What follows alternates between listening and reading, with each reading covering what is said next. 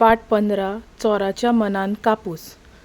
अकबराच्या दरबारांत बिरबल नांवाचो एक हुशार मंत्री आसलो. आपले हुशारकायेन कितलोय कठीण प्रश्न तो सहज सोडयतालो. गांवांत कसलोय कठीण प्रसंग वा प्रश्न निर्माण जालो जाल्यार तो सुटावो करपाक लोक ताचे कडेन येताले. तो आपले हुशारकायेन बादशाकूय हारयतालो. अकबर आनी बिरबल हांच्यो बऱ्योच काणयो फामाद आसात.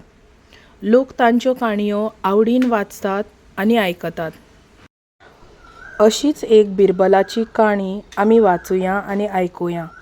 एका गांवांत कापसाचो एक गुदांव आसलो. त्या गांवांत 7-8 मानाय काम करताले.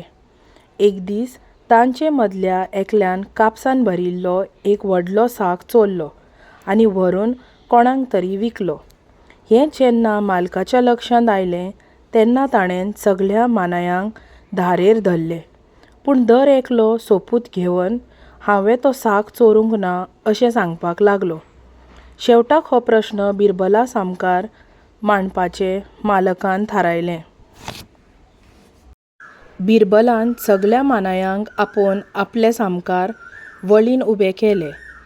तांचेर बारीकसाणेन नदर मारून बिरबल व्हडा-व्हडान हांसूंक लागलो. ताणें मालकाक म्हणलें, शेट, तुमच्या ज्या मानायान कापसाचो साक चोरला तो आपल्या मुंडाशा वयल्यान हात भोंवडावपाक विसरलो. ताका लागून ताची चोरी सांपडली.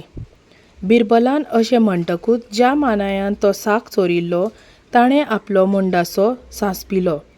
तेन्ना होच कापूस चोर आसतलो हें बिरबलान पारखिलें.